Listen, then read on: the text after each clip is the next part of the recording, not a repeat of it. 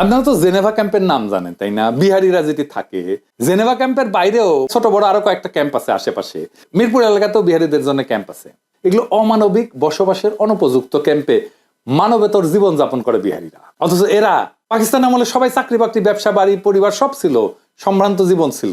মুজিবের ফ্যাসিজমের এর চেয়ে বড় উদাহরণ আছে কি? রাতারাতি সে দেশের একটা বড় জনগোষ্ঠীর নাগরিকত্ব কেড়ে নিয়ে তাদের বাড়িঘর বাজেয়াপ্ত করে সবাইকে ঘেটর মধ্যে জড়ো করছে। 55 বছর হয়ে গেছে, ওদের এখনো ভোটাধিকার নাই। যে বিহারি ছেলেটা মুক্তিযুদ্ধের পরে জন্মাইছে সেও এখন প্রৌঢ় হয়ে গেছে। ওই বাংলাদেশি ঘেটতে থাকা বিহারিদের সবাইকে বাংলাদেশি পাসপোর্ট দিতে হবে, ভোটার তালিকায় তালিকাভুক্ত করতে হবে। অবাঙালি বিহারি মুসলমানদের সবাইকে বাংলাদেশের নাগরিকত্ব দিয়ে যেখানে ইচ্ছা ব্যবসা চাকরি বাড়ি করার পূর্ণ আইনগত স্বাধীনতা দিতে হবে এবং এটা বাস্তবায়ন নির্বাচনের আগেই করতে হবে। প্রফেসর ইউনূসের সরকারে আছেন একজন বিশ্বনন্দিত মানবাধিকার কর্মী, আমাদের সকলের প্রিয় আদিলুর রহমান শুভ্র ভাই। আমি আশা করব শুভ্র ভাই উনার মন্ত্রণালয়ের কাজের বাইরে এই কাজটাকে নিজের মানবিক কাজের এজেন্ডায় ঢোকাবেন। আমি আশা করব বাংলাদেশের রাজনৈতিক দলগুলো এই দাবিকে সমর্থন করবেন। বিহারিদের ঘেটতে রেখা আমরা ইনসাফের বাংলাদেশ গড়তে পারবো না।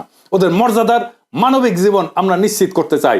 বাংলাদেশের সমাজের মূল ধারায় আপনাদের আগাম স্বাগত জানাই। আপনাদের বাংলাদেশের মূলধারার পথ চলা নির্বিঘ্ন, শান্তিময় এবং আনন্দময় হোক। ইনকিলাব জিন্দাবাদ।